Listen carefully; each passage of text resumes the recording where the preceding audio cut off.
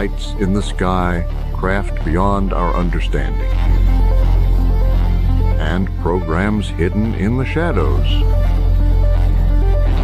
Now, the truth may finally be emerging. This is the Uncovering Anomalies Podcast.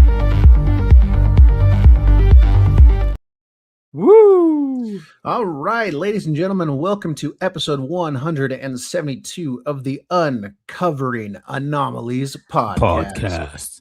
Joining me, as always, is my co-host, I Have a Need to Know, Adam. What up, everyone? And I am Topher, and I'm so excited to be here. Last week, we were off because of that great World Cup. Yes, we were. We were rooting for Spain over here, and they did, in fact, take the trophy home. They lifted the trophy. Yep, they kicked Messi's ass. Essay.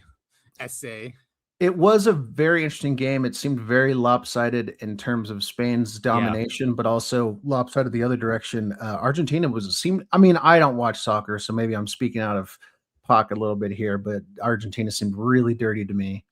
They were just upset because they're spoiled. I mean, the entire World Cup, the refs or whatever, something favored them. FIFA favored them or something, and it was super obvious. So that's what happens. I mean, look at the Israelis.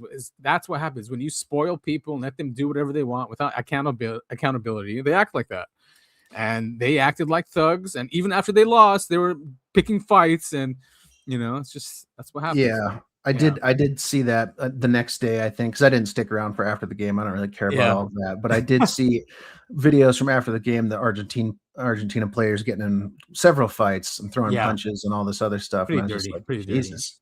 But good on Spain. Yamal. He's supposed to be their star, but he only scored one goal. Anyway, let's not make this into a World Cup thing. Sure. Right? You didn't want to do the World Cup episode? That would have been so much fun. I don't know why we didn't do that. Next World Cup in 4 years. It's 4 years, right? Yeah. Right. Yeah. Every 4 They're years, on the Olympic exactly. schedule. Yeah. But instead of talking about the World Cup anymore, we're going to jump into UAP news from the last couple weeks. Yeah, we'll do an update. I think you said we were off last week, and we were, and we did try to put up an episode of a presentation by Dr. Joseph Farrell, but there was no sound, unfortunately. And because I was not attending, I was not, doing the episode. I tried to do it while watching the game. I shouldn't have done that. Anyway, maybe we'll do it again next week when we're off. We'll see. However, let's get into it. There is some good news with UAP disclosure that happened last week. And the House approves Burlison Amendment creating framework for UAP records disclosure. The U.S. House has approved an amendment from Representative Burlison that would establish a formal process for preserving, reviewing, and publicly releasing government records related to unidentified anomalous phenomena, commonly known as UAPs or UFOs, if it ultimately becomes law. The amendment. Go ahead. No, and I was going to say, it passed the House. It still has to go to the Senate, and this is in the NDAA, which is also very problematic. It's good that this is in here, right? And it's going through, but the NDAA in general, and we'll talk about why. But So if you want to continue, sorry. Yeah, I mean, well, I don't want to read this whole thing. That's the gist of it. But I'm glad you touched on that because yes, the NDAA as a whole, not good. No, but man, it's such a problem when you've got the good stuff merged in with all the shit, and this is just how American bills pass. Yeah, exactly. And what's in here is that Section 219. So breaking the U.S. The House has passed the bill that will merge the U.S. and Israeli militaries, and now moves to the Senate for the final vote. Has this ever happened in the history of the world where a foreign government that's tiny merges its military into the world empire? I mean, it's like saying, Rome when Rome was an empire, right? And then like a little canton, I don't know what they used to call their areas, I don't know, somewhere in North Africa. Yeah, let's say somewhere in North Africa, I don't know, whatever Libya was called back then. It was under Roman rule. What if they said, we want to merge our military with yours, and not just that, but we will be in charge of your foreign policy as well, which means where you're gonna use those assets. We're going to tell you where to put those assets, use those assets. Has that ever happened? I'm sure someone will find an obscure example and put it in the comments and call us all right, call us Nazis for pointing this out.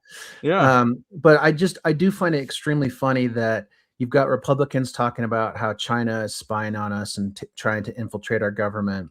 You've got the Democrats talking about Russia is spying on us and infiltrating our government. But the call is coming from inside the house. Yeah. And it's enemies, foreign and domestic. And these people, every single one of them that voted for it, and it was only 4 people who voted against it, right? 4 people. And it's the usual subject people, like Massey, Burchett, Luna. But even them, Massey put a vote before it was voted on the House, and both Luna and Burchett allowed it to go through. Like they didn't vote no against the Section 219. Right, it's performative no's. Yes, but good for Massey, even though he's still there, but he's been ousted, as we covered a month ago. Anyway, he's still sticking to his guns. Yeah, and this is going to give them access to our deepest secrets. It really is. If you read, everyone should read Section 219. It is crazy. I mean, they're going to be integrated into our entire system. Okay, basically like this, black projects, deep black projects, reverse engineer things, and then they understand what they are. Then they seed them into our technology base, into different, contractors and corporations, and that makes its way into developing new technologies. And so they're gonna have access to that shit. Isn't that nuts? It is nuts. And what actually I wanted to touch on this is the general public's inability to understand how bills work. I saw this tweet posted in the UFO subreddit, and one of the comments was like, "Who voted against this?" And someone responded, "Oh, Massey, of course." Like, "Oh, I hate that guy. He's such a loser." It's just like he doesn't want to know about UFOs. Yeah, like how dare he? That was their whole thing. Like that's what they took away from the NDAAs. The people who voted against it don't want to know about UFOs. I'm like, no, man, there's like a larger issue here. If you know how things work. Exactly. If you know how things work. It's like, look over here, everyone. Yeah. I mean, but again, that's that TikTok clickbait headline reading people who don't actually do any further critical thinking into things like this. It's like almost they made a deal, because I've always said, and we've always said from our research and what's what we can see with our eyes is that the deep state has ties to Israel, or they're just ultra Zionists, and the UFO file is held by the same type of people. So it's like it was a deal. It's like, fine, you guys want to release this, then we want a part of it. Yeah, kind of thing. It's so frustrating because it most definitely should be very separate things, but that's the only way you can pass bills in the United States is to attack them on to different bigger bills. It's really frustrating. Yeah, that's politics. You got to make deals, right? Yep. And the thing is, and I don't want to stay too long on this. The thing is, continue as soon as we can. That country has spied on us, stolen technology, and sold it. It's just known. So imagine if they would have access to it's going to end up in China and Russia, 100%, right? Well, not only that, but they did blow up a ship. Try to blame it on another country, but that one got swept under the rug. Of course, yes, it did. Anyway, let's move on. And let's move on. I'm sure our audience already knows about this, But if you are new, you should be pissed off, and you should contact your senators and tell them to remove Section 219 from the NDAA. Keep the UAP. DA though. Yeah, of course we want that. That's the good stuff, the good juicy stuff. Exactly. One of the leading public personas in this newest push for UAP disclosure, weirdly enough, has been Dr. Phil. I don't understand how he wormed his way into this. I think it's because Trump likes publicity and he likes public figures and fame. And he goes, who's the most famous doctor we know of? Dr. Phil. Also, not a doctor. Not a doctor. But, he is really popular in Middle America. Right. And maybe that's why they brought him in. Is that I think that's exactly what it is. Yeah. Like, if we need to convince the American people, then we have to convince Middle America. And he would be a good guy to do it. He's convincing. He's trusted. And I've been listening to him, and he's really into it. And he's saying the right things. Like, they're covering it up. And so, I don't know. I think it's a positive, whether it's a PSYOP or a agenda. It's fine, I think. So here's the article. Dr. Phil reveals the White House had him review UFO files to see how the public would react to them. So they kind of want him to be this. I mean, like you said, I mean, expose it to Dr. Phil so he can expose it to his audience or Middle America.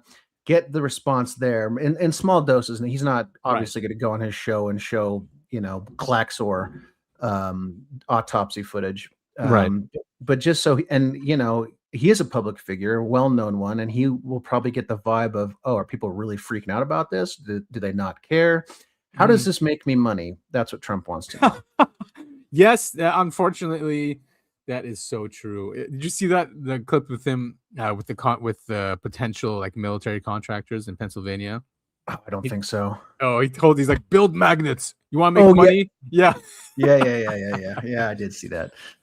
All right. So TV personality Dr. Phil claims the Trump administration tapped him to review government files about UFOs before they're released to the public. Dr. Phil, an ally of the president and member of the administration's Religious Liberty Committee, told News Nation that the White House sought him out to provide his commentary on the files, which included scrutinizing how the public might react to learning that humans are, quote, somewhere different in the food chain of the universe. That is not encouraging. Hell yeah. I can't wait to see some Martians on Jerry Springer.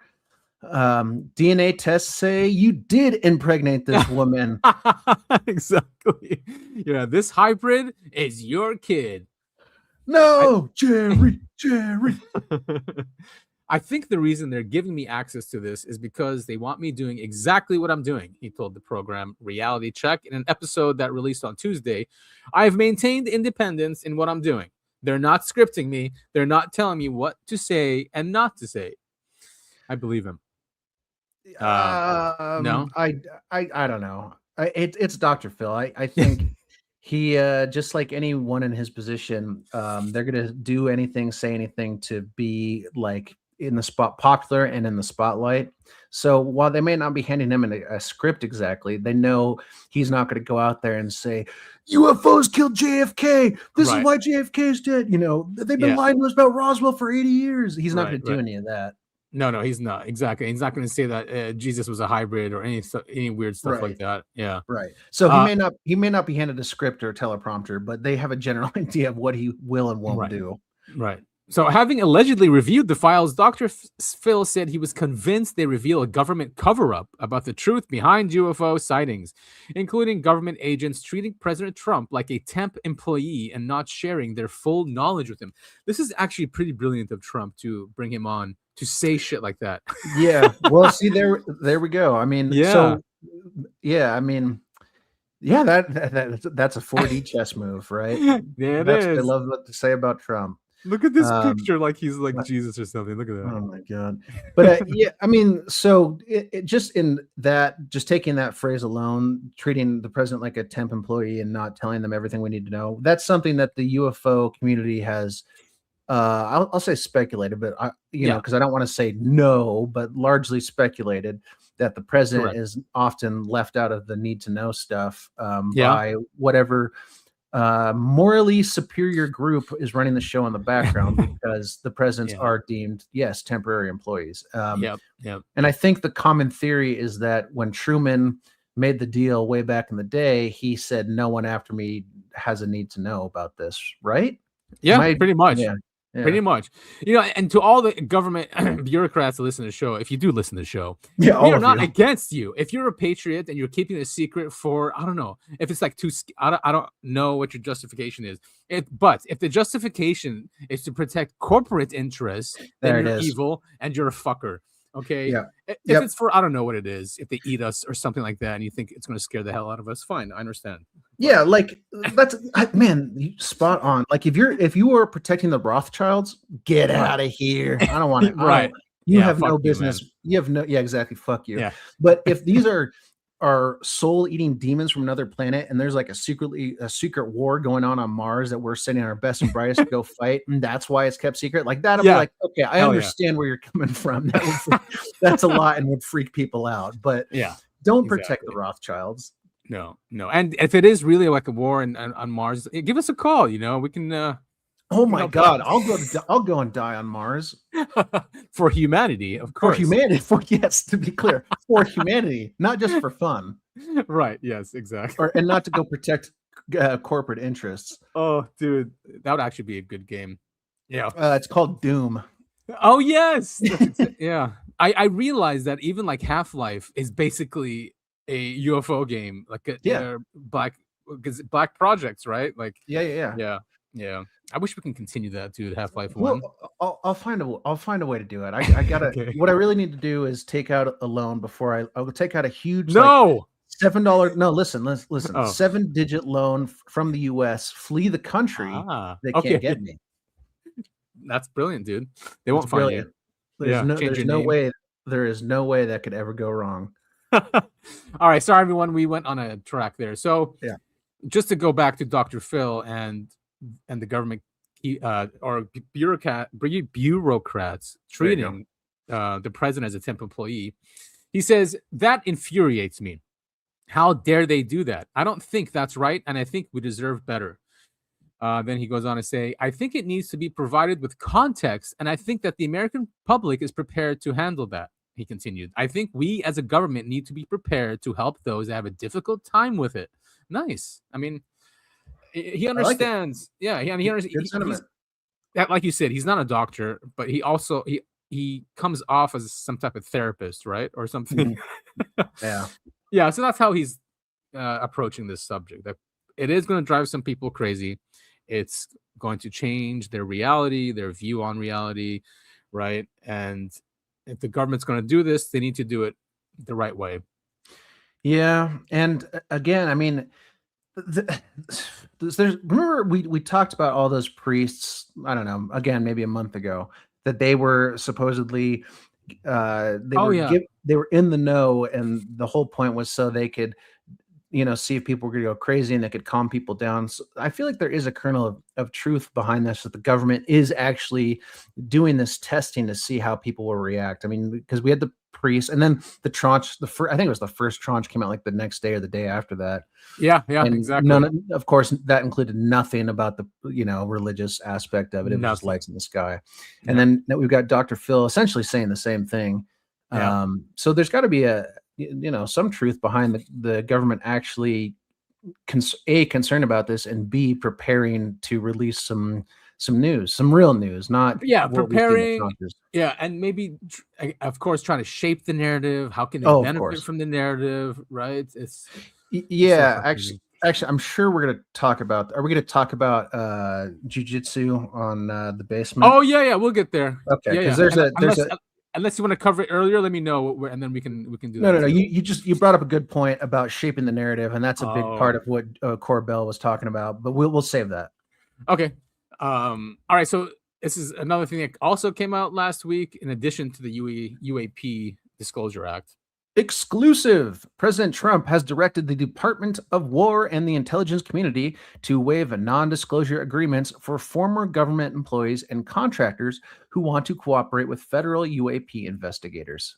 The directive follows years of complaints from lawmakers and whistleblowers that people with firsthand knowledge were too afraid to talk. A new tranche of UAP files is expected very soon. I hate those two words. Yep. They suck. They suck so hard. Very soon. It is like they're horrible. This again one of those things looks good on the surface. Of course not. We need to protect our whistleblowers. I will, defend that for my entire life. Yes. However, what they're talking about is defending whistleblowers who go to Arrow. Oh, that's right. I did read that. Yeah. And so what do we know about Arrow? They lie, cheat, and steal, and do not care two licks about the truth. Yeah. Let's see. I told you all, FYI, disclosure moment. But yeah, I read that too somewhere else, is that it's going to Arrow, and we know Arrow just doesn't even follow up on anything, or they go to the agency that guy used to work for and tells them that you have a leak. Exactly. We covered Arrow extensively like a year ago. And all the shady stuff that they were up to, and what's Fitzpatrick? He might not be Kirkpatrick. He might not be running the show anymore, but it's still the same group of individuals with that same mindset in charge of Arrow. It is, and it's part of the Department of War. First of all, it's not independent. It's part of the intel community. So it's I mean, obviously, we need more whistleblower protection. No more falling out of windows. No more cars suicides. Blowing up. No more quote unquote suicides. Yeah. But at the same time, who in their right mind, who's working, for the, I don't know, let's say Department of Energy, is going to go, oh yeah, I'll happily go talk to Arrow now that they're protecting me. Nah. So is right. That essentially did, nothing. Again, it's one of those. I would say it's a step in the right direction, but it's not even a full step. It's like you're looking in the right direction. Yeah, it's just headlines as usual. Well, okay, let's see what Burlison has to say about it. All right. Trump said yesterday that he's going to, they got a process. We're going to waive non-disclosure agreements, so that's going to be coming forward. We're getting ready to issue a statement. My office that we're working through with Stephen Miller.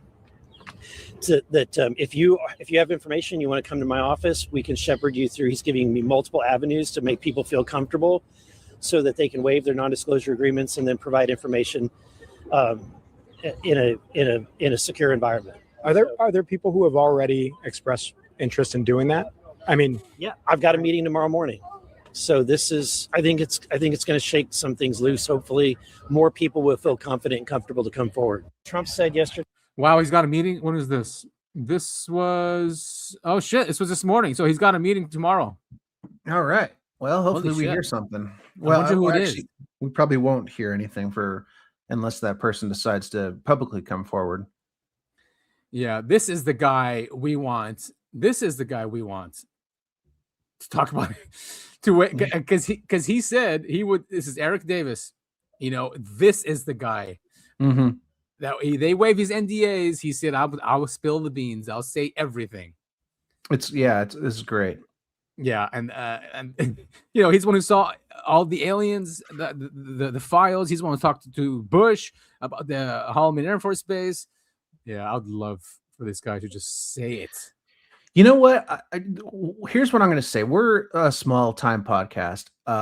Yes. To the government agencies listening, if you really want to throw everyone off track, leak information to us so we can release it. No one will ever believe.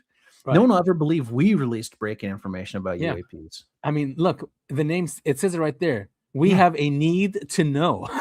Yeah. Our podcast is called UAP. Yeah, exactly. I mean, so use us as the conduit for leaking. Don't go through Corbell and those guys. No, they don't know anything. They don't work hard. Yeah, bring it on over here. We're the real journalists. Have you seen my articles about UAP crashes? Yeah, I got a secure Dropbox, man. We put it through there. Yeah, release it to us so we can release it. Dude, that'd be so funny if they actually started doing that. Oh, man. Dream come true. Uncovering Anomalies Podcast at gmail.com. Very easy. There you go. Maybe I should get us a Proton account. Reach out to us on Twitter. Yeah, you can. Exactly. Our DMs are open. Although I haven't logged in a very long time. No, you missed a very important conversation that was happening. Dude, I swear I'll get into this that. I week. just remembered. It's just sorry, guys. I'll get in there after this podcast. I promise. Wonderful. All right, let's hear what Eric Davis has to say. All right. If the President of the United States issued an executive order that absolves me of all of my TSSCI NDAs. NDAs are non-disclosure agreements. Those are the agreements we have to sign for every compartment in our SCI clearances.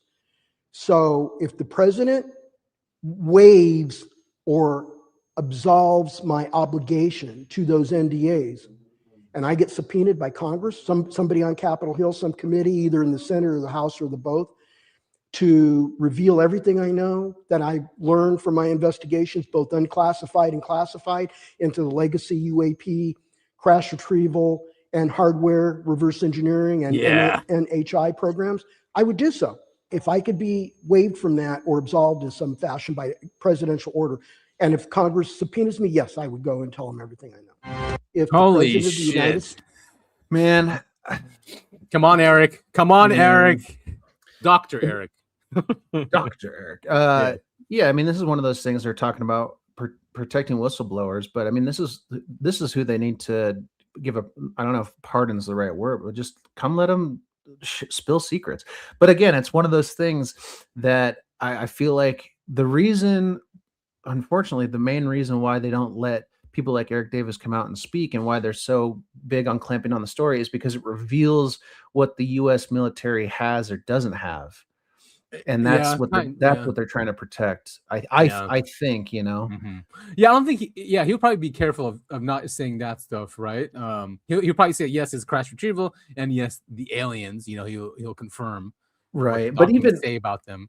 I think revealing crash retrieval means you're kind of giving away your hand in terms of reverse engineering, things like that. Yeah, for sure. You are. Yeah. At this point, though, it's like we all know. Yeah, we all know. So, like, unless, man, I don't know. I mean, I don't know. That's the thing about secrets is there's no hint as to what the U.S. government knows. You know, no, and we have no idea what was seeded in and what we are using today came from that. We have no idea, but because the system that's been this whatever they designed, the system is genius, right? And it's very hidden. You cannot, which is why Israel wants to be part of it. Mm-hmm. But whenever the scientists figure out something, it just gets seeded in and goes in, and that's why the U.S. military is always 50 to 100 years ahead of the rest of the planet, right? Because of that. I mean, I don't want these secrets out either, but why don't they just tell us that the universe is teeming with life and, you know, that stuff instead of us stuck in this 50s mindset. Right. That's what I keep complaining about with the tranches. I don't care. I mean, yes, seeing these crafts on FLIR, really cool stuff, but I want to see the juicy stuff. Exactly. You don't have to reveal anything. Like they showed us nuclear tests, right, and what they can do. Yeah. They don't tell us how it works. Right. Yeah. They don't that you can't find that on Wikipedia. No, you cannot. So just do something similar. Anyway, yeah. Here's Burchett talking about that the deep state is blocking disclosure. Nothing new. I had a meeting at the Pentagon this week on the issue of a very high-level meeting. I'm not at liberty to say who was there and what was, but I was there over 2 hours. If that tells you anything. And the disclosure is real. And the problem we're having right now is the deep state is blocking a lot of this. People in the deep state are blocking people like Stephen Miller and others from accessing this. I had a meeting at the Pentagon this week on the issue of. But this is the point. This is the point where I'm at. Is instead of saying the deep state, you need to come out and name names. Who? Director of the CIA? Yeah. Who is it? Exactly. Who is stopping progress on this? You can't just say, "Oh, it's the deep state." You know, "Oh, it's the boogeyman." "Oh, it's the Men in Black." Unless you physically don't know who it is, you know, like actually name the name. Like, who is stopping you? The deep state is not a person. Tell me who is stopping you. You're right. So we can go to their house with pitchforks and torches We will and ridicule them. Not, I'm not condoning violence or anything, but that's, No, never condoning violence. It's my right. But yeah, and he keeps talking about the guy with the man bun. All right, tell us his name. We'll go after him on Twitter or whatever he is. Yeah, likely they've got like super elite Twitter, like secret Twitter. Oh yeah, it's called XXX. All the rich and elite have a second account on there. You know what's funny when I thought about, why don't they just tell us about aliens and teaming with life, and my mind automatically went there because humans do that. Because the first industry to always go after something new is the porn industry. Always. So it. If the whole thing was was just normalized with aliens, it 100% they're gonna go there. Yeah, actually, funny story. Back in I guess it was the mid 2000s, before Blu-ray became the standard, it was going from DVD. There was a rift. It was either going to be Blu-ray or HD DVD. Oh yeah, I remember that fight. Blu-ray won because porn started using Bluray. That's why Blu-ray won. Dude, that's hilarious. Yeah, that's why Blu-ray won. Wow. Yeah. It's a crazy story. I think I watched a documentary about it. Like, I'm not saying like this is a euphemism for watching porn. Like, I legitimately watched a documentary about it. No. I believe you. Okay. I believe you. Now, I don't know about the audience, but I believe you. Well, slide into my DMs if you don't believe me. Oh, okay. So this is another thing from Eric Davis. He did a new interview. This is long, and I'm not going to go through all of them unless you want to, but it's from Joe Murgia, who he does transcripts on X. Great account. I definitely recommend you follow him because he's been doing this for a long time. So, and he's even interviewed people in the past, so he's very knowledgeable about this subject. So he knows who Eric Davis is talking about in this interview. So if you want, should we listen to this first and then maybe? Yeah, let's do that. This is fascinating. I just know that one aerospace company that ran their program at Wright-Patterson circa the 1990s, from not long after the birth of this company to the end of the 80s. They had an intact craft. They didn't know how to activate it. They could get inside. They didn't know how to activate it. But one of their engineers or scientists working on it. So I think he was inside the craft. So it's not manual human style control systems. It's a completely different type of control system. Definitely not anthropomorphic or anything. He was desperately touching things to try to get something to work, and he accidentally activated it and levitated. And he couldn't figure out how to turn it off. So my source at TRW for that said that craft was just left levitating in the hangar, in a secured classified hangar, and that's how they had to leave it, because nobody could figure out how to reverse the controls to shut it down.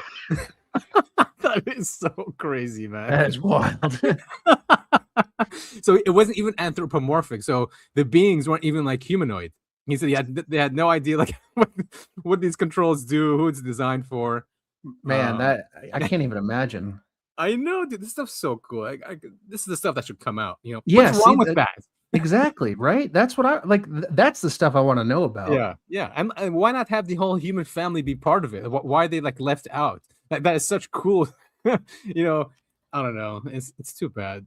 I don't have to worry I'm wondering because so we've talked about different leaks and crashes and myths and rumors about UFOs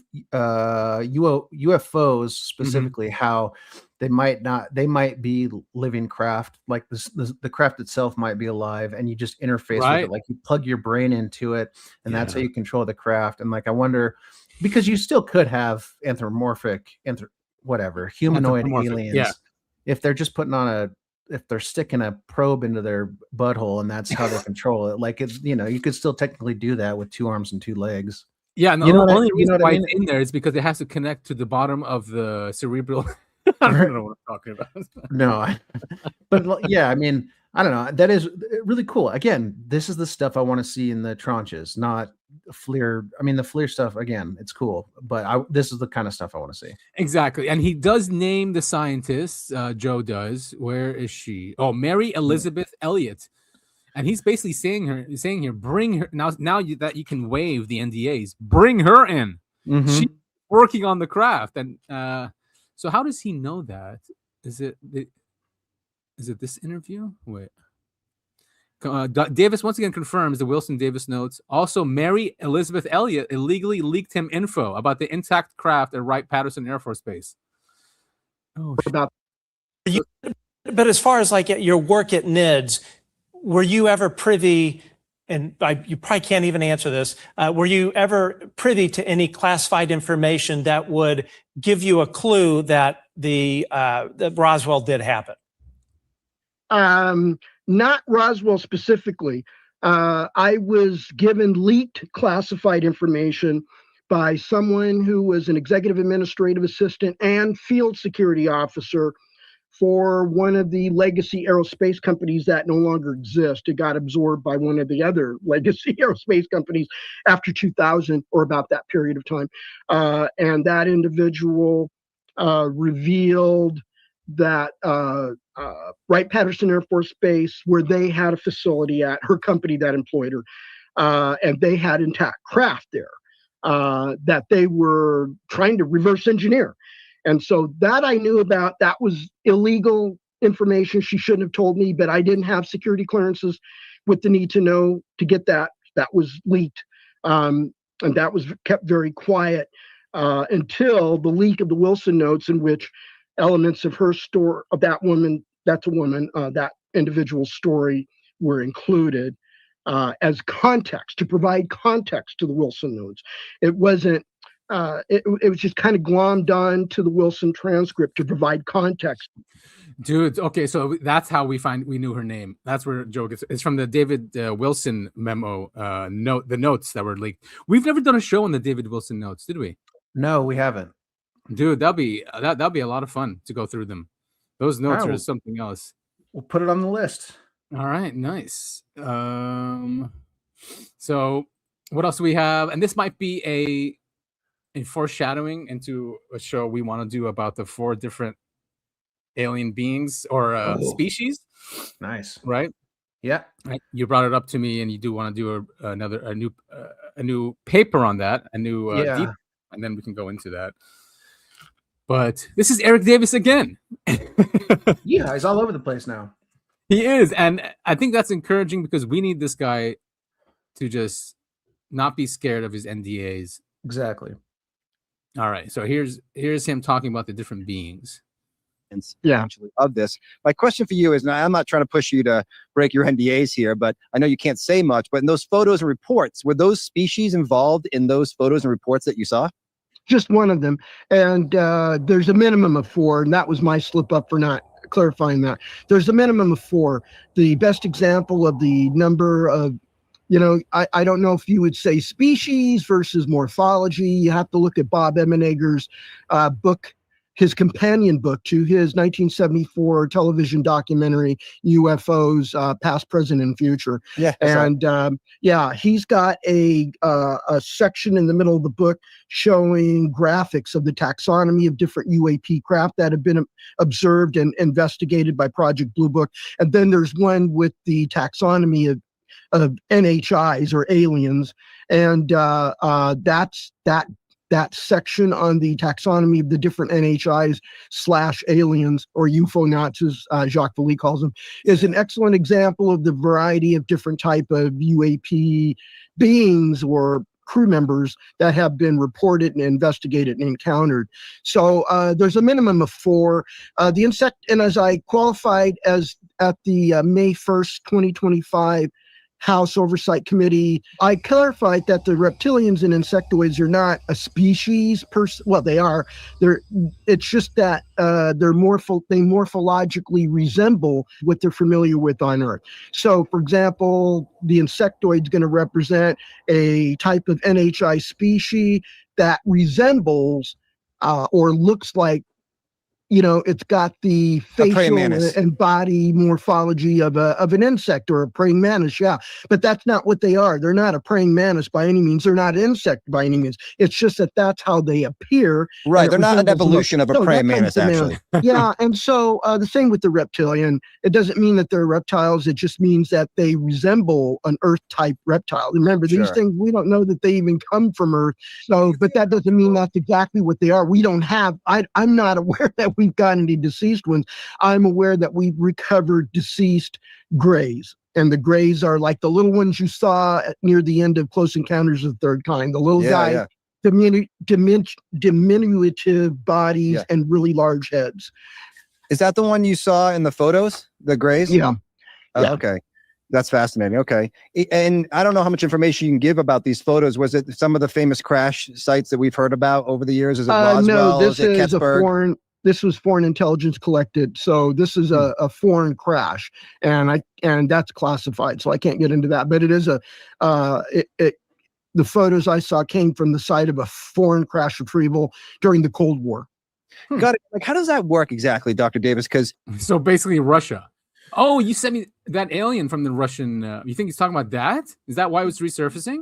I don't know. I don't know. I don't think so. We could transition into that video. Yeah. I think that's a good transition. I don't think he's talking about that because that was originally posted in, I want to say 2011. There was actually two of them. This is a different one that gets poked with a stick, but there's another one that's pretty famous. Should I leave the sound on? Or no, I don't think we need the sound unless sorry to our audience that does speak Russian. But yeah, this was supposedly a little gray that was found in the Russian countryside someplace. And they are kind of constructed like insects. Look at them. Look at the arms. And dude, I think this is real. So there's another one, where it's like the very similar body, and it's actually less decomposed than this one appears. Is that the one in the snow? Yes, that's the one in the snow. I remember that one. Yeah. Whoa, dude. And I think they even poked this one with a stick, which Its eyes are open, isn't it? Why is it blurry? Because it's an old camera. Yeah, they do poke with a stick. His eyes, dude. That's real. Look at that. Unless the puppeteers are just, why poke its head, man? Maybe it is fake. If he's poking its head. I mean, so this again, it's pretty old now, but getting some traction once again in online spaces. Cool video. Again, very little context. I don't know. Did they pick it up and send it to a facility? Did they do anything with it? Did they eat it? Who knows? Yeah. What does he say in Russian here? Translate. Where's translate? There's no translate. Translate selection in English. There you go. On the Cranberry Lake in Siberia, fishermen caught a humanoid in the net. Whoa, interesting. Whoa. It was in the net. So close to the Nazca mummies and the snow body. Yeah, that's the Siberia. Yeah, that's the one I was thinking of. No, it's not the same. No, it's not. The eyes did look like they were. Yeah. Like the eyes looked like they opened up a little bit. Translate to English. No one has ever made noise and no one will. That makes no sense. The poor guy stared at me. These are Russians. This is Sanya. He drank 3 liters of vodka. That's why he's sleeping. Oh, the Russians know how to have a good time. Yes, they do. I heard that the cops came for the body and took it away to an unknown place. It's surprising why this video has so few views 9 years ago. Huh. Yeah, I mean, that wouldn't shock me if they called it in and the story immediately disappeared after that. I bet that's him right there talking about. Yeah, he only has 2 videos. Yeah. And then he suspiciously died under weird Russian circumstances. Wait, did he? Poison stabbed and fell out of a window. No, I'm making a joke. Okay. That wouldn't surprise me, though. Wouldn't surprise me either. 2016? Wow, how come I've never seen this one? Translate to English. Without equal well-being, there will never be morality in Russia. The thicker the pockets of the oligarchs, the more crime and immorality the people of the lower class. We're going through the same shit, guys, here. Maybe he did get got by the Russian government. Yeah. You can't talk like that. You can't criticize the government in Russia. Dude, this is not like a prank account. He doesn't put CGI accounts. This is real. Very cool. Very cool stuff. Yeah, that great link. Thanks for that. Mhm. All right, so continuing on, that's right. There was another interview, and we've played this guy before. Maybe he'll come on the show. He's cool. He worked for, I think, OSAP or the UAP task force, if you remember him. Mm-hmm. So he's talking about an experience there. So listen to this. And someone came up to me. He said, "I was told to tell you." I was like, "Uh-oh." And he's like, "I was told to tell you that the ones that are flying around now are the ones that broke the treaty." I was like, "Whoa, what treaty?" More questions. You're laying on there. And he's like, the treaty that they made back in the 50s and the 60s. And I was like, so I had to do some reading, find out what treaty and whatever. And I was like, okay, why was the treaty broken? What's in the treaty? All those details. But you're not going to get those things because nobody knows anything. Or if they do, they're not talking. The ones that really know anything. And someone came up to me. There's the whole treaty thing. Yeah. The what's it called? The Gaiety? Gaeta, yeah, something like that. Yeah. Yeah. But yeah, so that was kind of, I alluded to that earlier. That's supposedly the deal that Truman made, where he basically the lead theory. Wait, Roosevelt. No, Roosevelt. I'm sorry. No, you're right. Sorry, yeah. Truman. Okay. You're right. He had. Oh no, wait, sorry, it was Ike. Ike did it. Yeah. Yeah. Okay. Basically, the treaty was, I think they got technology the U.S. government got technology in exchange for the Greys, who is essentially who they made the deal with. The Greys could abduct a certain amount of people every year or whatever, and of course, to them that doesn't mean anything. They just started and continued abducting people, and with no limits. With no limits, and the deal was that they had to tell the U.S. government who they abducted. They have to give them names or something like that. Fucking bureaucracy, yeah. Like the aliens are keeping track. Like they even have a concept of names. Yeah. Maybe they meant the DNA or something. You're right. Or maybe they wanted the address of the people they're abducted. I don't know, like they're gonna know. Like there's people who've been abducted who have gotten implants. Like I remember reading or listening to this interview with this guy. He had gotten his implant removed, and when he got abducted again, he said the aliens didn't recognize him. So like they're really are they gonna write down his name? Like no, come on. Right. Eisenhower's daughter, granddaughter, she's in the community, and she says that she says a lot of it's hard to prove the stuff she's saying, but she talks about the treaty all the time, and that she talks about bases on Mars and stuff like that. Oh, man.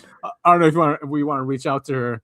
And at some point I do. Yeah, that'd be. You do? You want to talk fascinating? To her? Of course, I'd love talking to people about stuff like this. All right, I'll reach out to her. I will reach out to her. So,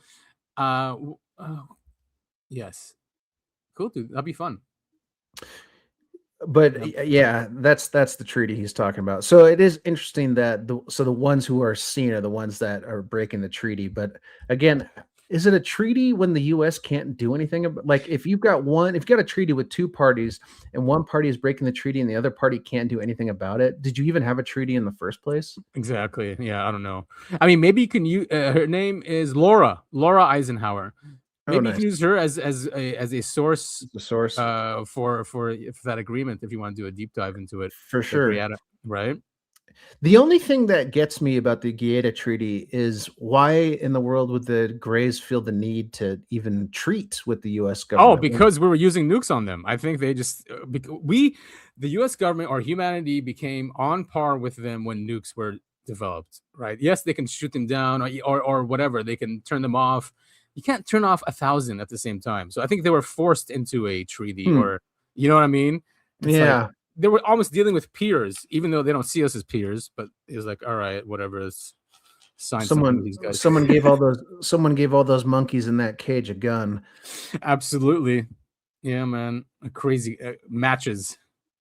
So this was taken. Remember that crash, the B-52 crash? Yes, the one just. Oh yeah, the one that was like, man, what? Yeah. Again, like a month ago. Yeah. Yes, very sad, but apparently there was a UFO there. And nice. Yeah, this is a great video. They filmed it, and here it is. Oh, it went passing by. Where is it? There it is. There it is. It's skimming. He sees the shadow. There it is. And it's red. Look at that thing. Yeah, so cool. It's like a ruby. Yeah, like just a weird shape. Like makes no sense. Shouldn't be flying oriented that way. This is why I love alien technology, because it just doesn't make any sense. Just going into the desert in the middle of nowhere, you know. Hey, saw you guys crashed a plane over here. Guess we'll see you later. So I was in here. What if they were transporting that thing and it destroyed the? Holy shit! Or transporting something of interest to the craft's occupants, or the craft itself. So that's where it was. Flight Test Museum. This guy's saying. I was just going off into the desert. Man, all cool stuff happens in the desert. It does. It does. Yeah, the Jinn are there. Maybe it's them. Yeah. I was gonna say why do the UAPs seem to love big, vast areas of emptiness, like the ocean or the desert? And then I was like, answer my own question. It's because humans aren't there. Yes, exactly. I was waiting for you. Yes, it's because humans aren't there. Because humans aren't there. We're dangerous, dude. I think our curiosity makes us dangerous, like Corbell would say, right? It's weaponized. Yeah. And we get so curious that we just want to know everything. We want to capture it. We want to test it. We want to. So, you know, there's this weird thing, you know, we've talked a lot about it before, about expanding consciousness, and like the more human, maybe they're waiting to expose themselves to us until more people are exposed or like, or want to know about the truth. But at the same time, oh, did I lose you there? Sorry. But at the same time, they do seem keen on hiding themselves, so less and less people know the truth. So it's like this weird juxtaposition where I don't know what the truth really is. If they want more attention, or if they don't want more attention. Yeah. Maybe it's better for them if less people know about it. But yes, for sure. Yeah, I think intelligent species probably in general do that, where they hide from each other. Yeah, that's true. Right. I mean, when we're studying the dark forest theory, is that what it is? Dark forest theory, yeah. Dark forest theory, yeah. Where they all basically cloak themselves once they reach a certain point, like, holy shit, we don't want to get destroyed. We need to cloak ourselves, kind of thing. Yeah, speaking of which, did you ever finish that movie on Amazon that you had started but never finished? No, I didn't. I'm sure it's expired. That's so stupid of me. I bought it and then, Too bad, because the Dark Forest theory plays into that movie a little bit. All right, well, I guess I have to rent it again. But I liked that movie a lot. The acting was good. The writing was good. Wait, what was it called? I know. That's why I asked you. I said Signal, not the movie. Yeah, the movie. No, because I can't remember the name of it either. All right, so we've reached the stage now where we can discuss Corbell on The Basement. Yeah, so Corbell, what do you think of it? Corbell was on AJ's show, The Basement. AJ from the Y Files. He's got a different show where he just does long form interviews with people. He interviewed Jeremy Corbell. Jeremy Corbell, as people who are longtime listeners of the show know, I criticize more often than any other UFO researcher that has ever existed. Right. Because of the problem I have with Jeremy Corbell is Jeremy Corbell himself. The guy is very full of himself and doesn't really seem to be doing anything to convince me otherwise. However, after watching this interview, I do have to say I appreciate the work he's done, and he clearly works hard and puts in a lot of effort. And the reason he has made it to where he is being one of the lead, one of the most forefronts of the UFO research organization, let's just say that, is because of his hard work and how much time and effort he has put into this. So I applaud him for that. Yeah, I still think he is very full of himself. Yeah, and that's it. I'm gonna preface it too and say I appreciate all the hard work and effort that Corbell has put into this, and so much that people don't know. Like a lot of the videos out there with John Lear, I had no idea he filmed it. Right? Yeah, it was his camera, and he had to put up with so much shit from John. It was so funny, dude. And this interview made me go watch Sleeping Dog, and I laughed so hard the way he was treated, and he took so much shit from John Lear, and so there's that. Right? He had to go through all that bullshit, but we had all those videos because of him, and then he got Bob Lazar. There's that one famous one. I had no idea that it was Corbell, who was videotaping him, when Bob's like, basically he came back. He was like back from the dead, right? Right. And he started talking about it. And he's like, I don't care what people think. I wish I never came out. All it did is cause me problems. So there's that. There's the whole the mock congressional UFO hearings. That was him as well. Mm-hmm. So he's been around. He's done the work. And yeah, it made me feel bad a little bit because for how much we ragged on shit we give him. See, my first, and we've talked about this on the show multiple times at this point, my first impression of Jeremy Corbell was from when we went and watched the Bob Lazar documentary in LA and seeing Corbell and his attitude. That was my first time. And, first impressions are a lasting one. They're everything. Yeah. And he didn't come off so great. And then just every news story, every little thing coming out about him and seeing the way he approaches documentaries, things like that, it just confirmed my bias against him. But again, he clearly has put in so much hard work and effort, and he cares about the thing. He's not grifting, He does, and also he doesn't just believe anything, right? Unlike Lear, who believes stuff on that there's aliens on the moon, which is not crazy, but he said that there was a soul catching machine that it catches your soul and recycles you. I mean, that might not be that crazy actually, but the prison planet thing is not that crazy of a concept. A lot of people seem to believe in that. Right. So they were trying to, which I didn't like, that they were making fun of John for believing that, but he was trying to prove a point. He also believed that there are beings on the sun that live on the sun, stuff like that. So I think this is where I have it queued up. Yeah. But it's a great interview. I do recommend everyone to go listen to it. It's 4 hours. Holy crap. Yeah, I was gonna say it's pretty lengthy. I watched it in 2 large chunks when I was getting ready for bed. And it is a good interview. Oh, we talked about it earlier. One thing he did mention, I don't know, it probably won't get touched in this clip we're about to thing, but one thing he pointed out was that the government wants to be in charge of the narrative behind UAPs, which is why this is Corbell's belief, why they're releasing all this stuff, the tranches and all this stuff before the narrative gets away from them. Now the government is stepping in and saying, we know about all this. This is the real story and all this stuff. But now they get to be the arbiters of truth. Yeah, makes sense. Okay, well, that's cool. That makes me trust him even more. Yeah. Right. When he says stuff like that. He also talked at length about the different tools that are used against him to get him to try and reveal his sources and things like that, which was really eye-opening and really scary. Yeah. He's dealing with spooks all the time. I think that's all the time. He talks about here the spooks with the John Lear. Did he believe that his soul, that our souls are being harvested on the moon, that's stored by Lou? To the best of my assessment, John Lear firmly believed that. And because I saw, in the movie, it was such a crazy sequence. I'm glad Michael put it in there. Yeah. Where Lou says, but John Lear, he's got a ticket. Right. Out of the prison planet. And John's like, is my ticket still good? Yeah. He's like, yeah, good. He's like, oh, okay, cool. So you're describing something in the movie that I hope when people see that, why I think Michael left that in the movie is because that does show you he's sitting there in the sunset of his life. And this guy, Lou Baldwin, wrote him a thing, basically a pass to get through the pearly gates or something. And he firmly believed that he left a lot of stuff out of the movie. It was really uncomfortable for me. So I got Lou, and I bring him in, and I want them to meet because this is kind of one of John Lear's dying wishes was to go to 51, which we did again, by the way. You did? Before he died. Yeah. I took him out to the Rachel Bar and Grill. See, he's such a cool guy. I really love that about him. He took care of the guy. I know he was thinking he was getting something out of it or wanted to get something out of it. He invested his time. He was driving there, right?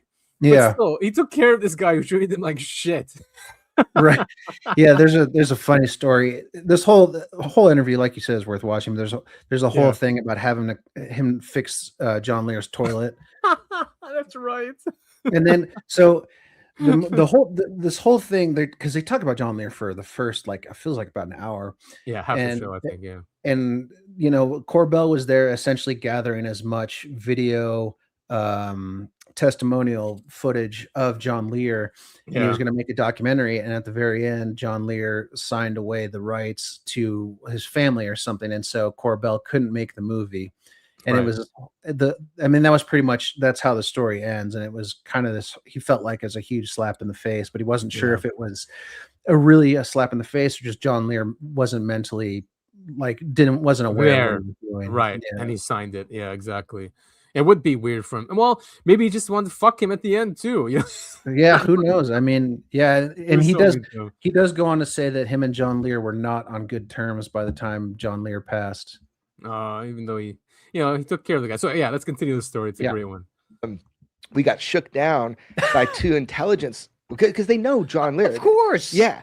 So, but they were like overt. It was bad contact. Right. They come up to me inside of the Ailey Inn, they called it, and they're standing right by where my batteries are charging in the wall and my backpacks. I can't get around them. And there's a man and a woman, and they say, "Hey, Jeremy, what are you filming?" And I go, "I'm just filming some interviews with John Lear." They go, "Well, I said, how did you get here?" Because I didn't see him walk in. And they're like, "We flew in." And I'm like thinking to myself, "Oh, they're trying to flex on me," because the only people flying in are coming from the base. Right. So they identified themselves as naval intelligence, and they said to me, "Dude, I know I don't want to go off a bit, but we talked about us creating like a route adventure, and it ends at the little alien. It would be cool if we have something like that, these agents there or something." But what experience that he turns around, there's fucking naval intelligence behind him. so they say they're naval intelligence. No, I'm sure they were. That's true.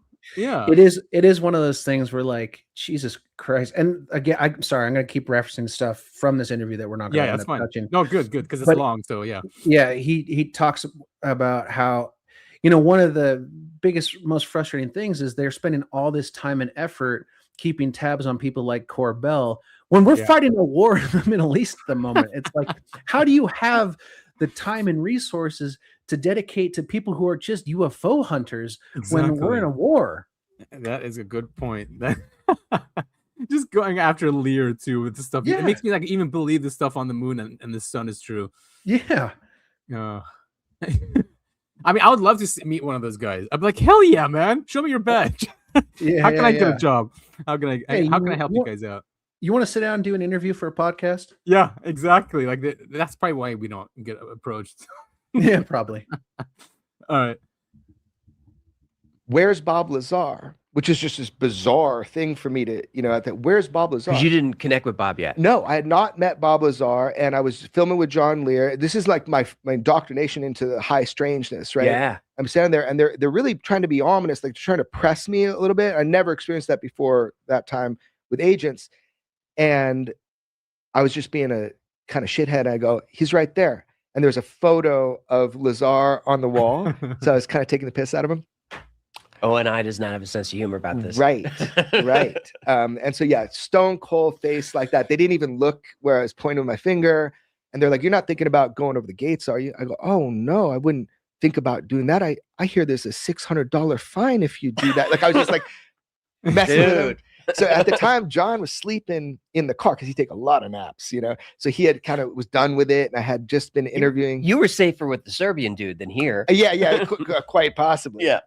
No, they were just trying to flex on me, dude. And so John's like just taking a nap? passed out in the car in my Scion, Toyota Scion. He's like, fold the seat back. He's completely snoring. I come to the window. I'm like, "Dude, we gotta go," like that. And he goes, "What?" And I go, "There's just the two ONIs, the female and male in there. They're ONI." They just started to ask me. He goes, "You met aliens?" That was John's reaction. Yeah, John's reaction was, "You met aliens."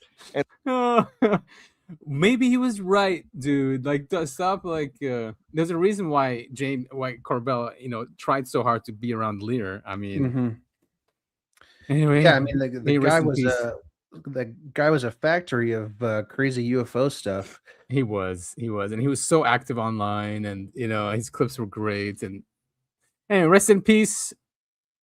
Sleeping Dog is a good.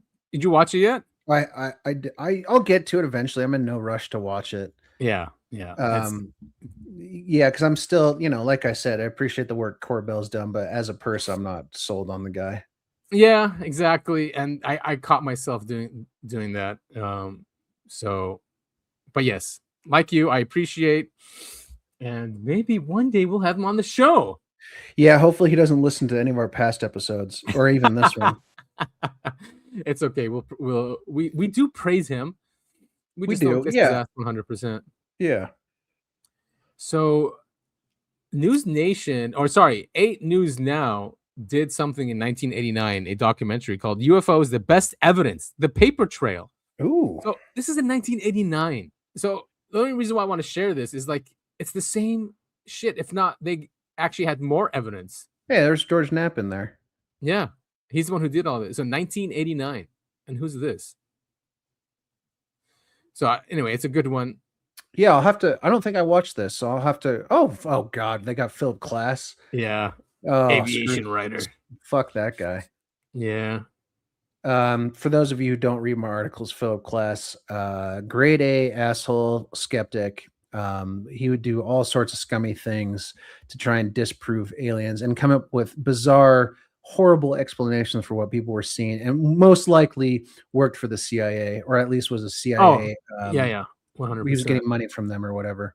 Should we see what George Knapp says about him? Oh, there's Lear. In one of his Was first he in there? I interviews. missed it. Well, I looked away for like a second. Oh yeah, look at that. Here, let's see. Yeah, let's see what he says. Established an intensive program of ridicule against anyone who said they saw flying saucers, and fear of ridicule was the foundation on which the cover-up was placed. Nobody likes to be ridiculed. The sightings continued nonetheless in 1950. He's correct. Maybe let's see what he said about class. If he actually introduced him with any respect, or God, I hope not. There he is. That report was kept secret until 1976. Yes, there was a degree of secrecy. In certain cases, there might be sightings on radar, and we didn't want the Russians to know we had a radar here or a radar there. Class is correct, but only to a point, because most of the early UFO sightings were by eyewitnesses, not radar. In New Mexico, for instance, over a 2-year period, dozens of people reported seeing green fireballs over sensitive military installations. But when radar and cameras were dispatched to those installations, the fireballs mysteriously shifted someplace else. A 1949 study by scientists at Los Alamos Lab stated the fireballs deserve serious consideration. So crazy. All this stuff is in all the batches that are being released. Maybe that's why. Yeah. Didn't get a chance to say much about Philip Glass there, but you can tell he was already disagreeing with him. Yeah. Exactly. So yeah, this is cool. It also just proves the fact that disclosure has been going on for a very long time. The leaks have been coming on forever. You know, this is not anything new. So all those arguments that people say, oh, it would have been leaked. Yes, it's leaked all the time, as we show you week by week on this show. Yeah, yep. You know, and another thing, and something I talked about at length in the Mage article, we have this wonderful, wonderful tool now called the internet, where we're allowed to share information just from peer to peer at will. And before this, 1989, for instance, unless you're watching TV or you heard from a friend to watch the TV, you wouldn't see this. Right. You wouldn't know about this. It's not going in the news. And so it was a lot easier to suppress all that stuff. Yeah, and the mainstream media is not going to cover this. Right. Like look at this one, the eyewitness account of black triangular craft next to the USS Nimitz in 1991. In 91, while on the USS Nimitz in the Pacific, Kevin Villa witnessed a massive silent square/triangle-shaped UFO hovering approximately 40 feet above the ocean. The object was estimated to be about 40 to 50 yards in height and up to 1,000 yards in length, had a metallic appearance with sharply defined edges, and did not emit light or sound or disturb the surrounding water. He observed the object for about 30 minutes before it vanished. He says after this, he was interrogated by military personnel and instructed to remain silent about the incident. Yeah. When he tried to share the experience with those around him, he faced skepticism from his family and religious community, which led to an involuntary psychiatric evaluation. Damn. Wow. He did not officially disclose the event to anyone for 23 years until he shared it with MUFON in 2015. Yeah, I bet. That really messes with you. Yeah, that sucks. That really sucks. The ridicule is real. Yeah. You know, the fear. Look, I mean, could you imagine just staring at it? And what, the USS did nothing? I want to ask this guy questions. And so I'm touching everything on the ship. Yeah, let's listen to him. But I mean, all right. And I walk over to the starboard side, which is the right side of the ship, and I just kind of look around. There's a kind of a metal gangplank that runs down the side of the ship, and I look over that way, and there's a UFO just finishing coming out of the water. And it goes about 40 feet above the water and just sits there. And this was not, and all I had ever heard about at this time in my life was flying saucers, round flying saucers, and these little orb things that every once in a while I saw on a special. I pretty much thought anybody who said they saw a UFO was crazy, because I grew up in a church and they said aliens don't exist. And that was, you know, part of, I don't know where they got that, because I've gone back to the Bible and tried to find it.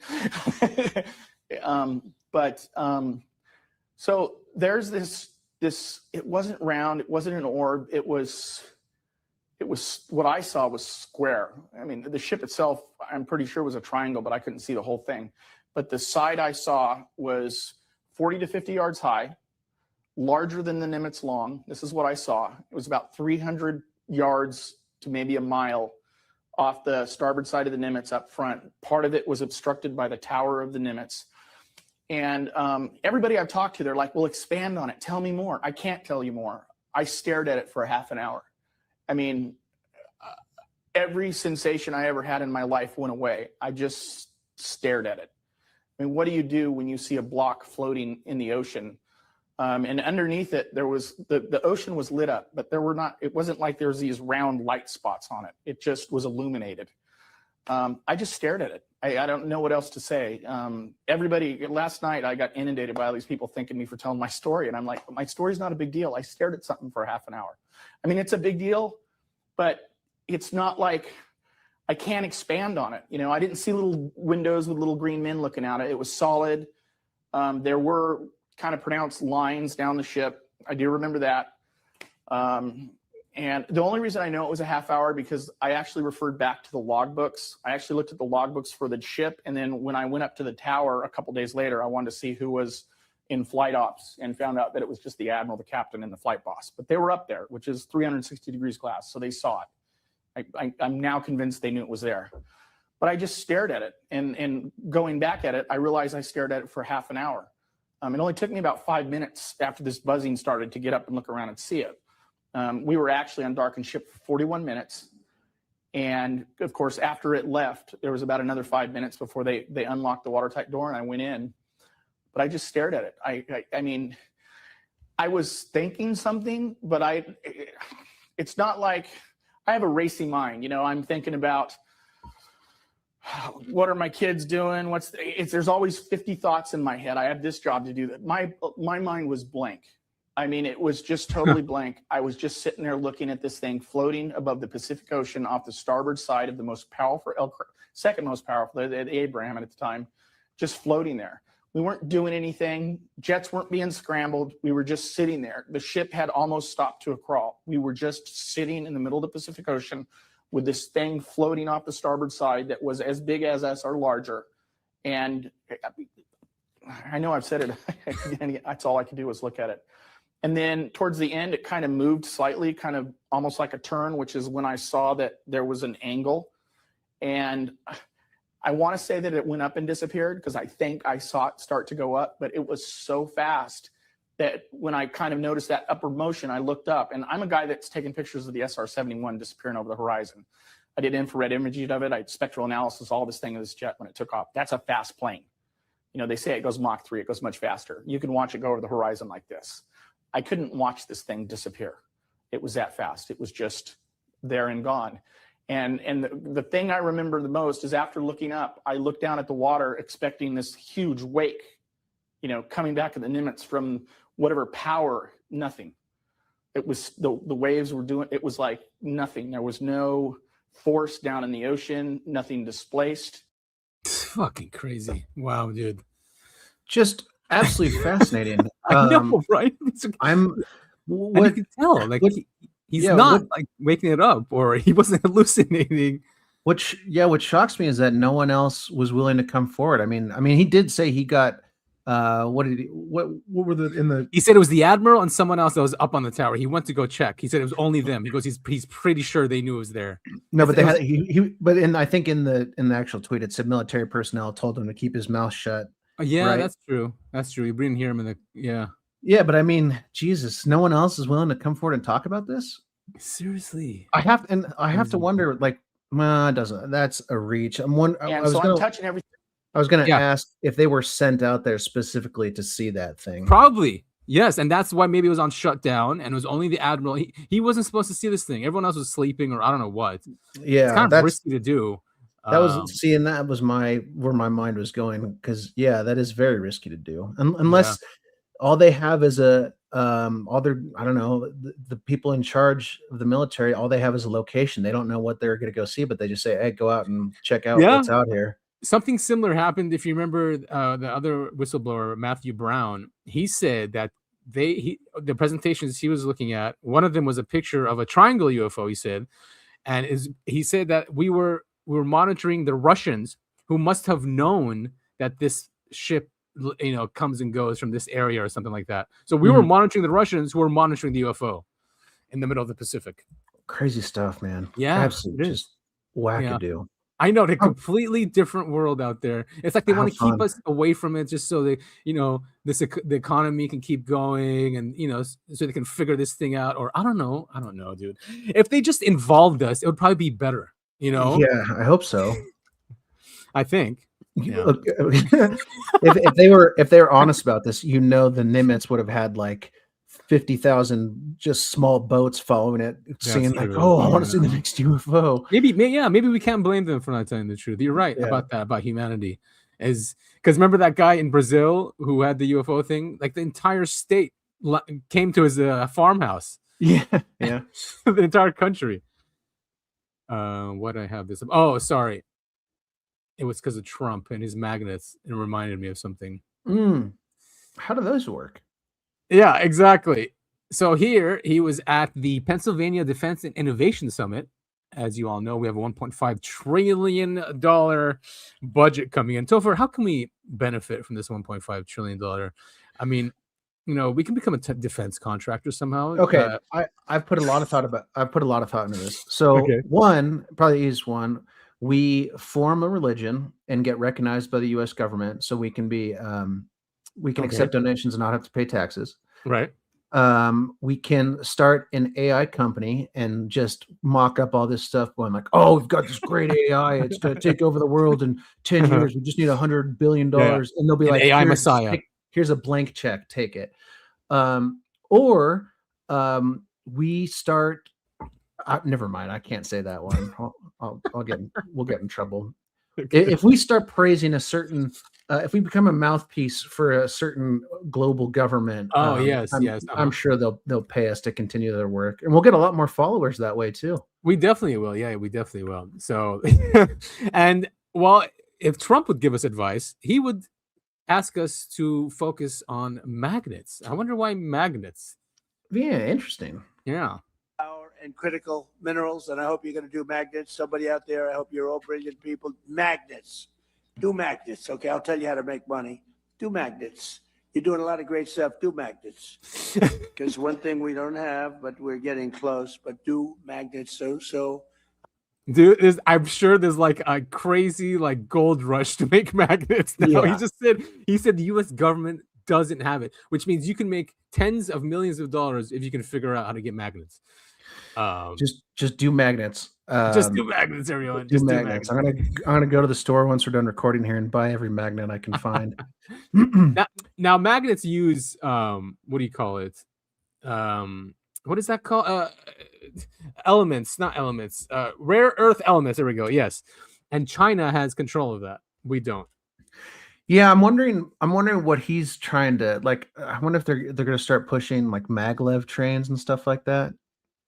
Try and do that, or if they're just going to. So, dude, I mean, why does China have it? And we don't. Yeah, because those are cool. I like it when things levitate. They are cool. So that reminded me of because the biggest case when it came to magnets was the Aztec crash. And all the guys they used were experts in magnets. Yeah. And this came up at the same time as Trump's magnets, focused on magnets. Right. So this is the Aztec crash. We did do a deep dive into Aztec, I believe. I'm pretty sure we did. I'm pretty sure we did too. The Aztec, New Mexico UFO reportedly crashed in Hart Canyon on March 25th, 1948. Oh, wow. Right after Roswell. Right after Roswell, yeah. Approximately 12 and a half miles northeast of Aztec. The craft was described as being approximately 99.9 feet in diameter and 6 feet in overall height, with an 18-foot wide upper dome, 3 internal levels, an aluminum exterior, 6 16-inch mirror-finished portholes, and an entry hatch located on its underside.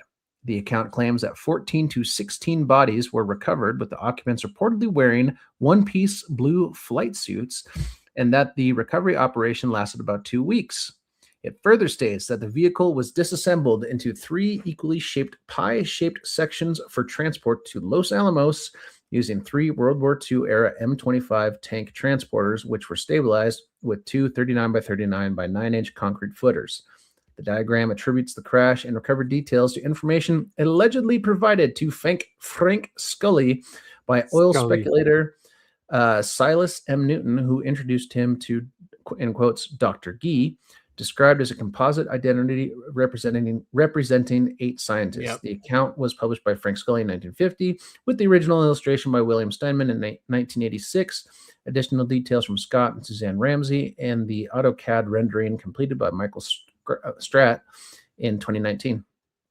Yeah, and there it is, 1948. They figured out that these things came apart, and they were connected magnetically to the middle dome, which housed all the beings and the electronics and stuff like that. Very cool stuff.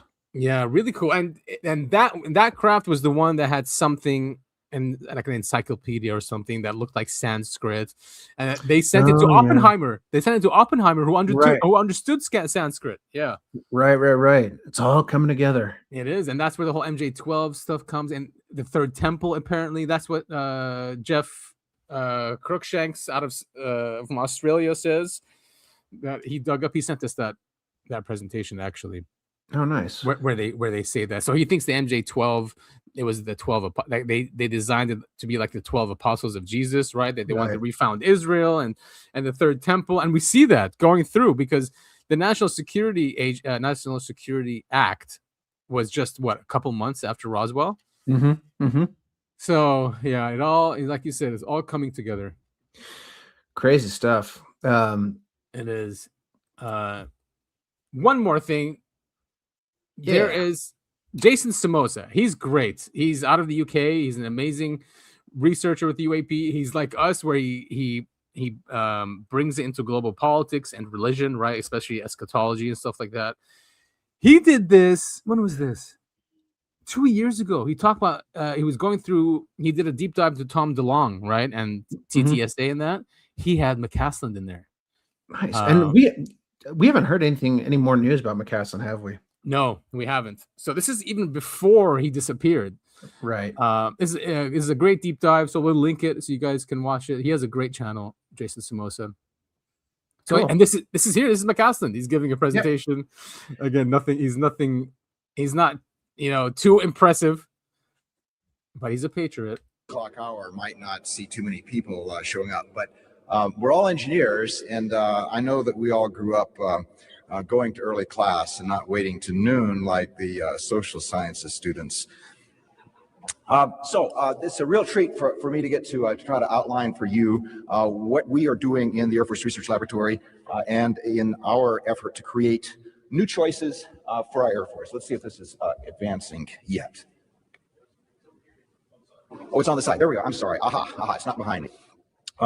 The exit criteria for this area of research is the opportunity for the Air Force to evolve the sensing physics of its ISR platforms with the inclusion of things like LiDAR and passive multimode radar, and to take the touch labor, to reduce the touch labor, increase the operating efficiency of intelligence analysts in the field and in our intelligence analyst centers.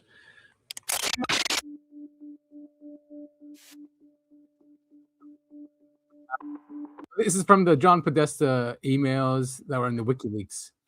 Yeah, it makes sense. Now, that's somewhat awkward, and when I say this, by the way, I don't mean it in a derogatory way. Somewhat. There's the man bun guy. You just saw on stage.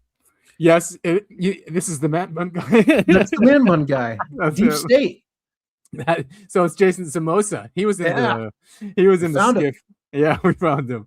There is someone called General Neil McCasland. And we can say with 99.9% certainty that that is the final person that Tom refers to in his story, where he meets the general, this mysterious person who seems to have deep and profound understanding and responsibility associated with this issue. Now, why can we say that? Well, in the email chain, you can see there's someone called Neil McCasland, and actually Tom refers to him as General Neil McCasland, with a bunch of other emails associated with him that are very interesting and definitely worth a read. Links in the description. So with that connection made pretty clearly, we got to ask the question, who is this guy? Well, Neil McCasland has a PhD in aeronautical engineering that he got from MIT, whilst also working with the Air Force. Actually, he held multiple positions in the Air Force, in the NRO, and also in the Pentagon at multiple points in his career, rising up and up and up and up the food chain until he reached the rank of Major General, which, if you don't know, is very, very senior. But arguably, Neil McCasland's career reached its absolute peak in 2011 to 2013, where he became commander of the Air Force Research Lab, which oversees 12,000 people with a budget of $2.2 billion, where he was basically responsible for the really advanced technical development that goes on for the Air Force. And that was located at Wright-Patterson Air Force Base. Now, Wright-Patterson Air Force Base, huh? Has anyone ever heard of that place before? Well, if you're familiar with the world of ufology, if you're familiar with a lot of the stories and the tales and the anecdotes that have come down to us through multiple generations, then you'll have heard of Wright-Patterson Air Force Base before. This is the place where all of the mysterious UFO stuff seems to happen. So already, when you see General Neil McCasland, this person's resume sounds connected and related to this subject. But very often when people discuss Neil McCasland, they stick at that point and they say, Wright-Patterson Air Force Base, that's really interesting, that's the headline. And don't get me wrong, that is fascinating. But there is an unsung chapter to this man's career. Just before he was assigned to Wright-Patterson Air Force Base, Neil McCasland took on a role at the Pentagon. During that role, he got a promotion, which led to him being Director of Special Programs for the Undersecretary of Defense for Logistics, Acquisition, and Technology. That role sounds kind of boring, and you would never look that person up and say, oh, wow, what a mysterious, interesting job role that must be connected to UFOs. But by default, the person who does that role becomes the executive secretary for the Special Access Programs Oversight Committee. So why does that matter? Well, special access programs are the programs within the Department of Defense, well over 2,000 of them, that no one is supposed to know about, right? It doesn't matter if you have a top secret clearance. Unless you have a need to know, you won't be read into that program. Very often, the operational budget, the research budget, the functioning budget that's doing the thing the special access program is designed to do is completely neutered in comparison to the enormous security budget. That's because the fundamental requirement with these programs is that no one knows about them. And there's well over 2,000 of them in the United States. They're very expensive to run and they're extremely sensitive. And the whole idea is that only a very small number of people actually know about them, which means that the ultimate end goal is that nobody knows about all the programs or large groups of them. That would subvert the purpose of cutting them up and compartmentalizing them. So here you have someone who is responsible for the oversight committee of these SAPs. Not only responsible, but Neil McCasland was the executive secretary, which meant that he had a senior role and responsibility in overseeing these programs. So he was one of a tiny, tiny group of people who was given that level of access. So look, in a world where you're trying to work out if the reports of people talking about things they've seen in the air are really true, this is the guy you want to speak to. If you want to try and work out if somehow the United States government has really been covering this subject up for 70 years, this is the guy you would want to speak to. And somehow this innocuous rock star who was fascinated by UFOs has managed to reach this person, not only to reach him, but to convince him to start having dialogue and conversations with him and to fly out and meet with him. Now, if you listen deeper into the interviews, and I will make videos about this later on, by the way, so if you're interested, subscribe to the channel and there'll be lots more content related to this story coming up in the future. If you listen to the interviews, Tom DeLonge starts saying some astonishing, bizarre, strange, and disturbing stuff about the UFO phenomenon.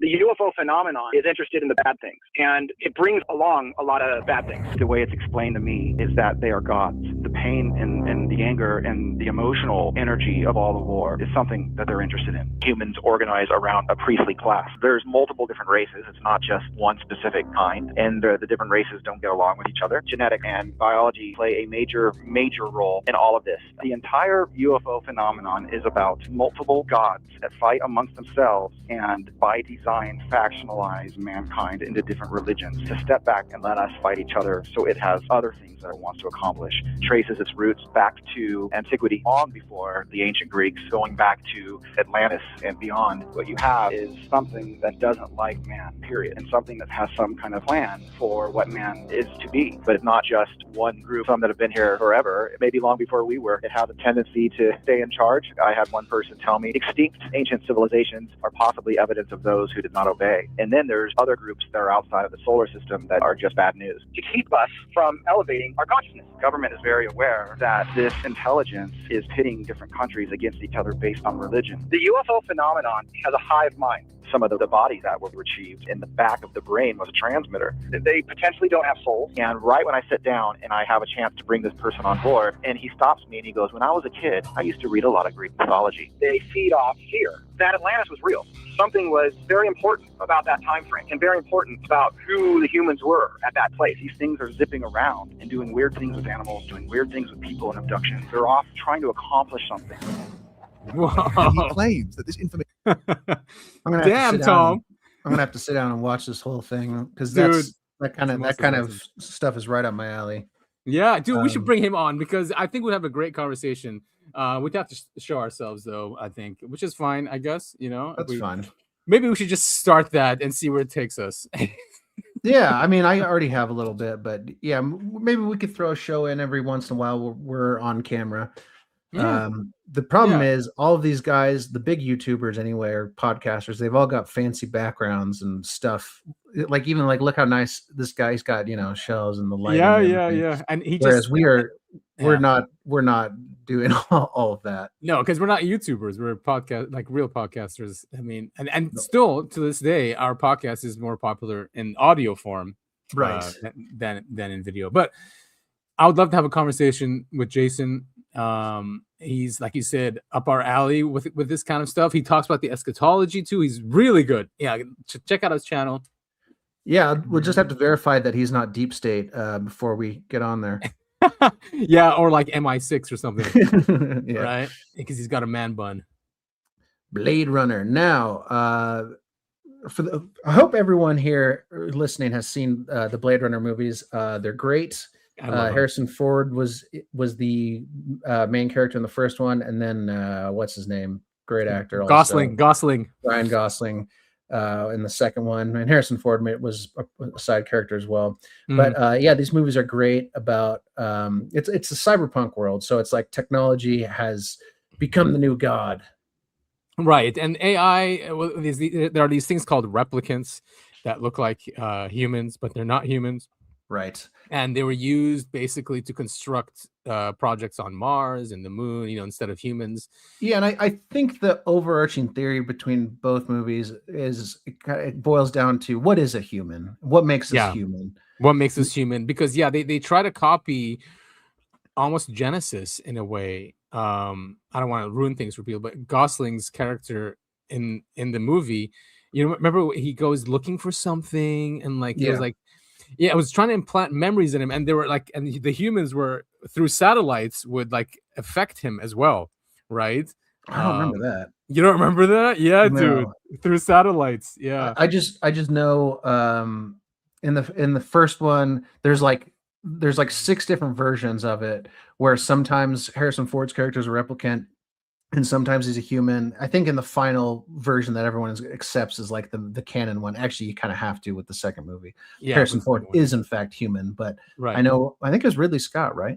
But he had a kid. Yeah, Ridley Scott. But he had they had a kid or something, right? Right. And I think Ridley Scott wanted him to be a replicant instead of a human, but Harrison Ford said, "No, sir, I am a human being." Yeah. The reason why I say it's linked to Genesis as well, because the occult talks about human beings that we actually could not have children before when we were created, and then once we were able to have children, that's what made us separate or not slaves anymore, and it gave us agency. So I think that's what they're trying to emulate in that movie, because that's what they're hiding, right? Where the replicants can have kids. Yeah, I'm still not very clear on that because the replicants are supposed to have very shortened lifespans. They're like, what was it, like 7 or 8 years or something like that? Because they're not coming out as babies; they're coming out as full-grown adults. But then, going from the first one to the second one, the replicant had a child. I don't know. It's very complicated. Very, very fun, very good movies. I highly recommend them to everyone. Yep, me too. So now there's a series coming out. I thought it was a movie, but it's a series, which is, I guess, even better. On Prime. So here's the trailer. I'm pretty excited about it. Tears and Rain. Yeah, I mean, it seems like they're setting up the replicant uprising. I think they kind of hint. Well, I mean, they did. That was a major part of the first thing. I mean, Decker's job is to track down revolting replicants, Exactly. or rebelling replicants, because he's a Blade Runner, hence the name. Yeah, it's the age-old story, huh? I mean, I think if it does happen, I don't think they can ever get rid of us. And it might end up being like the Matrix, where they still need us around, but not know. It's because I don't think they'll ever. Because I'm dealing with AI every single day, and they keep saying, "Oh, look at this increase," and I don't know what. They cannot be creative. They cannot be creative. They do not understand what it means creative. They have no idea. They have no spark. There's no, what I mean? We have like something that's divine in us. Oh, they can be creative. They make stuff up all the time. If you go on Google and search for, is it okay to eat rocks? Google will tell you that, yeah, it's actually quite healthy to eat rocks. So they're definitely good at being creative in some aspects. Yeah. I don't know if maybe that's just a human bias where we go, there's no way they'd get rid of us, right? They need us, or if it civilization advanced enough. But again, this is a UAP podcast. We're talking about abductions. The aliens aren't getting rid of us. In fact, they're using us to make good point. Human or half-breed babies and stuff. So good point. Maybe things do need us. Maybe everything needs us, because like the Virginia case in Brazil, didn't he also communicate to the doctors like, if you only knew kind of thing? Like maybe the whole Adam and Eve thing is true, right? That we are special and that God created us in his image, and that everything knows that, and we're just ignorant about it for some reason. They're coming here looking for God, and this is the closest they can get. I know, right? Fucking just degenerates. No, just mobsters and degenerates. Now that is a movie or a TV series I'd watch. It would be a comedy where the aliens are trying to find God. They figure out, humans, they were made in God's image, and they show up and they find humans, and it's a wide range of, you've got good people and bad people and all this stuff. Of course. So I did watch a good interview with Whitley Strieber last night on Area 52. That's a good podcast. Area 52. That episode came out, I think, technically 2 days ago, but I watched it last night, and it was good. Whitley Strieber's great. He's got a lot of fun stories to tell, and he doesn't come off as a grifter because he doesn't have any answers. He openly talks about how he doesn't know what the hell is going on, but he does have some pretty wackadoo stuff going on with himself. He's got an implant in his brain in his ear, tells him how to think, and now he's seeing lines of text across one of his eyes. What? It's a very fascinating interview. Holy shit. But he just re-released a book called Transformation. I remember that one. Yeah, I've got it downloaded, and I want to read it. Because I don't know, I like what Whitley Strieber has to say. I'm a huge fan, obviously, of Communion. I read that. I was funny story. I was reading that in rehab, and I finished it. And because of some of the COVID stuff was going on, they had to. Actually, my roommate got COVID. That's what it was. And they were kicking me out. And I had this book, and I was like, I don't want to take this. And one of the guys I was going to AA with was like, I really want to read that. I go, oh, well, it's yours now, because I don't want to take it with me. Oh shit! Maybe he listens to the show now.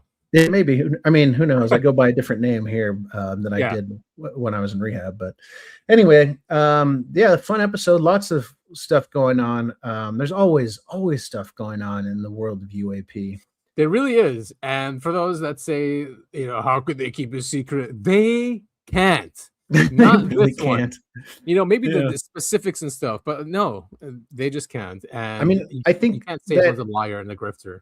I think that guy we watched just a couple of videos ago, when he was on the Nimitz, and he saw that giant triangle came out of the water. That's a perfect example of them not being able to cover up everything.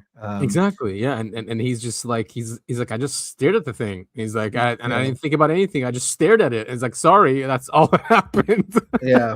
But here's what I want to say to that.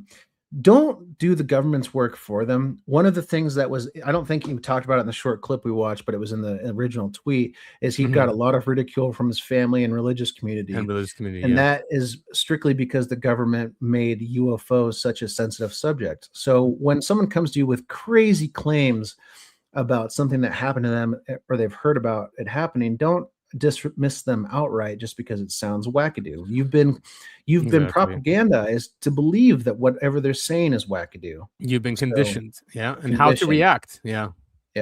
So, you know, obviously it's that thing, right? Trust but verify. And obviously that's the problem with UAP stuff, right?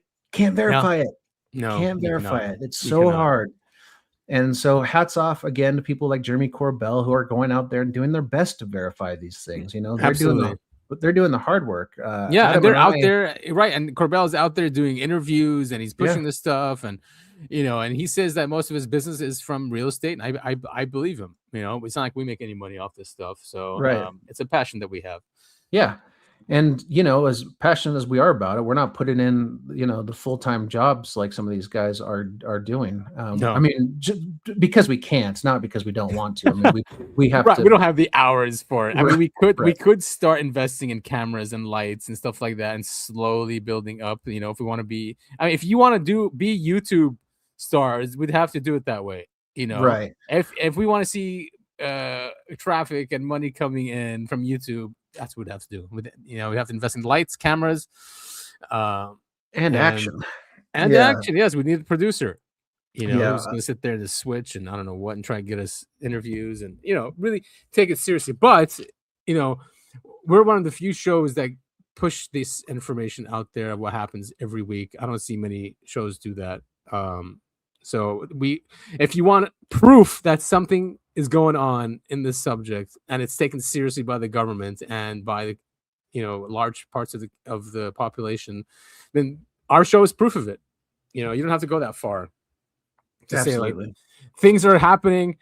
The government is changing policy. People inside the government want this stuff out, and whistleblowers happening all the time. So that's it just boggles my mind with like, why hasn't this been leaked out yet? Dude, it's happening all the time. You just haven't been listening. Right, exactly. Well, I suppose that is it from us. I want to thank you all so much for listening to episode 172 of the Uncovering Anomalies podcast. That is I Have a Need to Know. Adam? Hell yeah. And do you want to?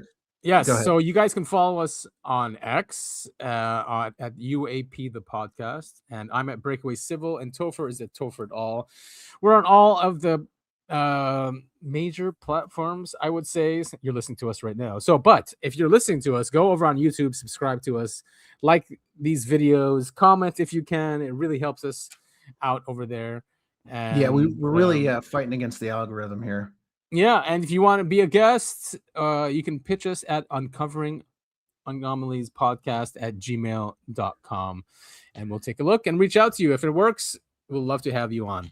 Absolutely. And I'm going to make a more conscious effort to be a little bit more on X, because that's where the real players are and the real conversations are happening. And so I've been adding a lot more people and stuff like that. I'm going to try and take X a little bit more seriously because I don't.